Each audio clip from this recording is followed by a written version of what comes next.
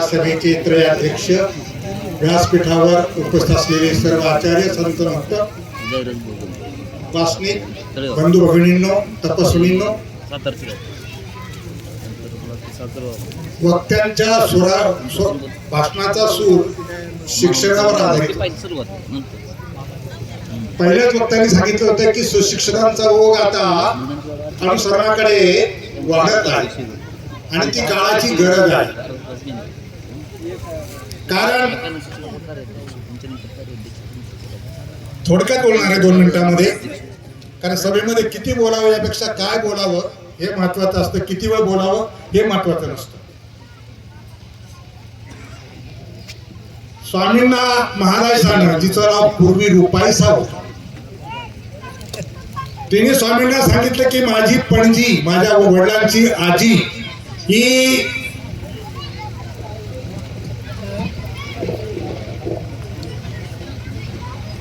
महादेव राजाच्या दरबारामध्ये प्रसिद्ध विद्वान होती, विदुषी होती.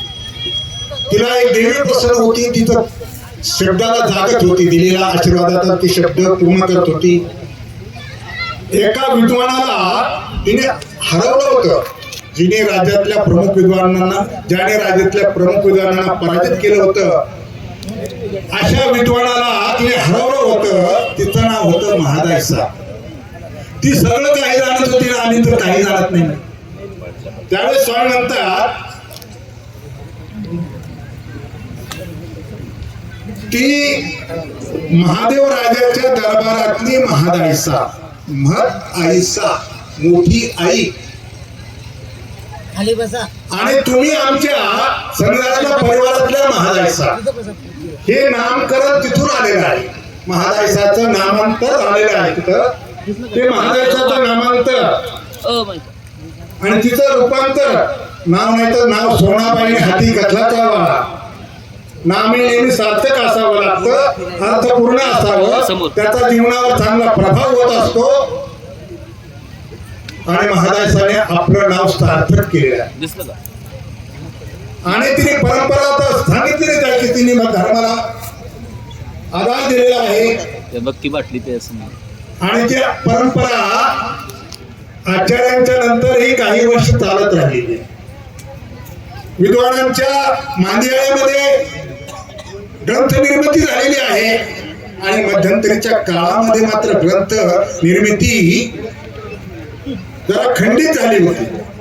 ती खंडित झालेली परंपराचं कारण, आम्ही ज्यावेळेस संवत्सरला विद्याभ्यास करायचो बाबांच्या सन्निधानी, त्यावेळेस हा प्रश्न बाबा नेहमी पोथीमध्ये काढायचा की जेव्हापासून जोपर्यंत विद्वान या पंथामध्ये अनुसरत होते त्यांनी ग्रंथ निर्मिती केलेली आहे, परंतु मधल्या काळामध्ये सर्वसामान्य मनुष्य या पंथामध्ये यायला लागला. ग्रंथ निर्मिती तर खुंटली खंडित झाली, परंतु तिच्यामध्ये अशुद्धताही निर्माण झाली. ओम नमो सिद्धाणमाशी या मंत्राचा अर्थ ओम नामाशी धम झाला. आमच्या पोथ्यामध्ये पहा, प्रतिपिकाला व्याकरणाचं ज्ञान नसतं, लिखाणाचं ज्ञान, अक्षर चांगलं आहे. मी आता वांदेसकर पाठाच्या पोथीचं लिप्यांतर केलंय, आता तळेगावकर पाठाचं चालू आहे माझं. मी आता पोथ्या पाहतो, अक्षर सुंदर आहे प्रत्कारांचं, परंतु व्याकरणाचा ज्ञानाचा अभाव, म्हणजे शिक्षणाचा अभाव आहे. म्हणून आता खरी गरज या पंथाला सुशिक्षितांची आहे. नागपूर भागातल्या 2-3 विद्वान आहेत.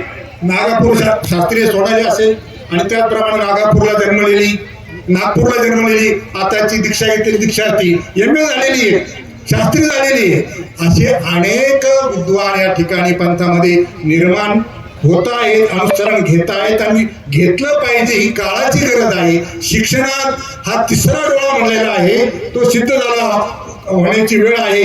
मी सतीशदादा अमृत यांना शुभेच्छा देतो, त्यांच्या श्री गुरुवर्यांना शुभेच्छा देतो. हे आमच्या नंतरची बॅच आहे बरं. सगळे पहिला संवत्सरचा विद्यार्थी आम्ही 4 होतो, प्रभाकर, मी, यशराज आणि आमच्या अर्जुनराज. त्याच्यानंतर ही सगळी परंपरा पुढची सुरू झालेली आहे. या गुरु परंपरेमध्ये आमचे गुरुबंधू असलेले सतीश दादा, त्यांचे श्री गुरु भोजराजांना शुभेच्छा देतो, अमृती परिवाराला शुभेच्छा देतो. या साध्वीचं अनुसरण सिद्धीला जावं अशी ईश्वरचरणी प्रार्थना करून या ठिकाणी थांबतो. वंदे श्री चक्रधर.